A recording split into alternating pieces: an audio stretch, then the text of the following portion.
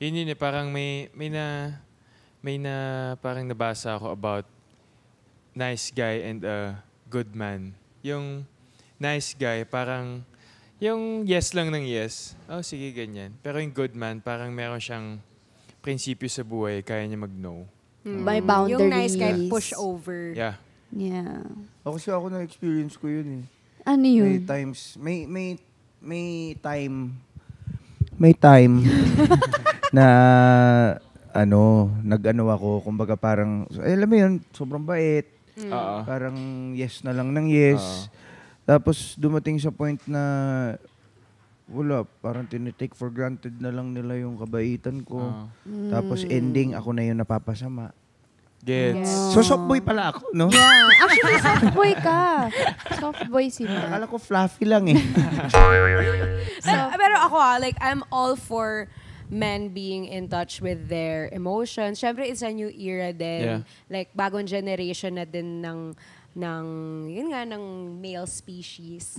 At nag-evolve na parang Pokemon lang, di ba? Pwede na ngayon na umiyak in public, pwede na ipakita yung emotions, hindi na siya shameful para ipakita ko ano yung totoo na nararamdaman ng mga guys. Pero iba kasi yung pagkakaintindi ko din sa soft boy. Parang may iba din kasi may iba din part na internet na iba naman yung parang definition niya. Oo, para siyang, ang alam ko is, soft boy, para siyang ibang version ng fuckboy. Parang ko ang fuckboy, ang image niya is mayabang. Okay.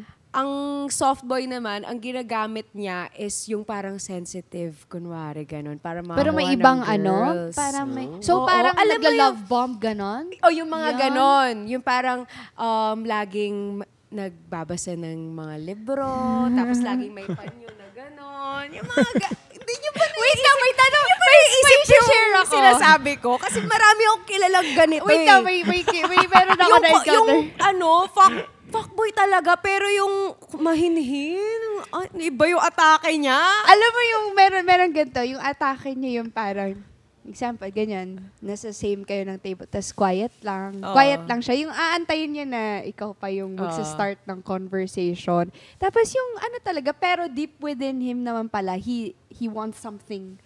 He wants to do something. Yun naman, fuckboy naman pala talaga siya. Oo, yun pero na. yung bait niya is pagka-soft boy niya. Exactly! Alam nyo, you met the wrong soft boys. Di ba, Matt? Oo. Di ba? Iba yung, hindi soft boy yung mga yan. Oo. Mapanlin lang yung mga yan. Oo, totoo. Hindi, ako para sa akin lang din naman. Kasi, gets ko yung point mo na para siyang ibang version ng fuckboy.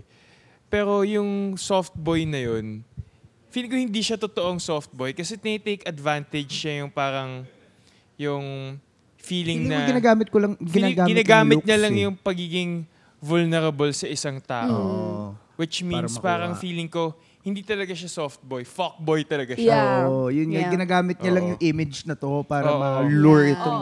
Yeah. So parang ang lesson doon, wag niyo munang i-judge right away. Give it some time, really get to know the person para alam niyo pag soft boy ba talaga siya or mask niya lang 'yun, 'di ba? Tsaka feeling ko soft boy, ano lang din, hindi yan nakikita sa looks, nasa deep within yan. Totoo. Yeah.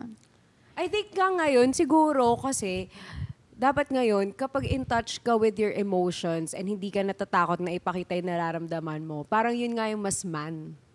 Yeah. Diba? Yeah. Katulad nga, iniinis ako sa'yo. Joke lang. Ay, pwede pakiano yung Adam sa apple. Ganun, Ganyan no? Para ano Parang na. angry boy Ay, na may yun. tanong ako Angry boy na pala. for you guys or soft boys. Okay. Our soft. Okay, do you what do you distinguish yourself as, like as an alpha male or as a soft boy? Soft boy ka ba? Hindi, Alam mo ano sa ako- tatlong lalaking host ng Triggered, Jeff, si Sean, tsaka ikaw yung pinaka-hindi soft boy for me. Bakit mo naman nasabi? Wala, kung irarank ko lang kayong tatlo. Sige, irank sige. ko silang tatlo in terms of softness. Ito kasi, wag mo kasi ako i-define sa ranking. Magbigay ka ng mga factors kung Irarank. bakit hindi ako soft boy. Actually, O sige, Oh, sige, go. Gusto mo talaga? Oh, sige, sabihin mo. Ako personally, I would say na medyo may pagka-soft boy si Vince, pero mas nangunguna lang yung pagka-alpha niya. Yun nga, yun ang sinasabi ko. Yung vibe mo, mas alpha male. When you look at him, he's a soft boy. Pero when you get to know him, alpha male siya. Kasi he does what he really wants to do. Ganon. Hindi siya kumbaga yes na. Yung alam mo yun, kumbaga may boundaries. Pero even the way ka makipag-usap kasi, parang mas alpha male for me. Tapos halimbawa, ayoko na. Sige, go! Sabihin mo! Halimbawa, pag may problema, ganyan. Like, ano ka, yung parang, ayoko pag-usapan. Ganon ka. Kinasoft mo yon. Ano siya?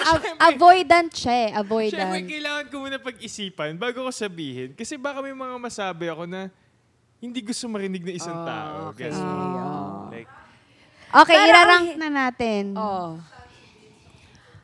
Pinaka-soft si Jeff. Si Jeff yung pinaka-soft. Hi, Buddy K. Fluffy din yun eh. Yun oo. Fluffy. Parang marshmallow. Tapos, second si Sean. And then last na si Vince. Diba? Agree din siya. Hindi naman bad yun. oo nga, wala naman akong sinasabi. Wala lang, mali lang siguro yung pagkakilala sa sarili ko. Guys, huwag tayo mag-away, ha? May na-realize siya. Defend. Hindi, Defend pero soft yourself. ka naman in terms of like, siguro kapag yung pinag-uusapan is family, doon hindi ka natatakot na ipakita yung emotion mo with that. Pero I guess with everything else, parang mas guarded ka kasi. Oo. Well, siguro, tama kayo. Ikaw, Matt. Ikaw, Matt, soft boy ka ba? Or Hindi, alpha. ako. Hindi, feeling ko talaga soft boy. Yeah. Kasi, wala eh. Ganun ako. Parang nakikita ko, nababasa ko lahat ng mga ano dito. Parang ano ba to? Pinag-uusapan nyo ba ako? Parang ganun yung pakiramdam eh. Ayan o. Ito, sige, let's... Pero kapag, kunyari, may someone ka, hindi ka naman like takot magsabi ng feelings, ganyan. Hindi talaga. Like, ready ka maging vulnerable sa isang tao parate? Oo, very Like vulnerable. agad-agad? Oo.